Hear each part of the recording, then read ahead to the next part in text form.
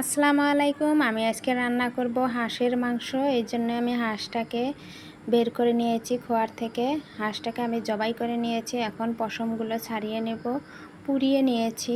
এখন কিছু চালের গুঁড়া দিয়ে আর একটা ন্যাকড়া দিয়ে ভালোভাবে পরিষ্কার করে নিচ্ছি। পরিষ্কার করা হয়ে গেলে আমি হাঁসটাকে কেটে নেব। মাংসগুলো কাটা হয়ে গেছে। এখন আমি এগুলোকে ধুয়ে নেব। কড়াইতে তেল দিয়েছি, পেঁয়াজ কুচি দিয়ে দিয়েছি। পেঁয়াজটা হালকা বাদামি কালার হয়ে গেছে। রসুন বাটা দিয়েছি, আদা বাটা দিয়ে দিব, কিছু মশলা বাটা দিয়ে দেব। ভালোভাবে নেড়ে চেড়ে নেব। মরিচের গুঁড়া দিয়ে দিলাম, হলুদের গুঁড়া দিয়ে দিব।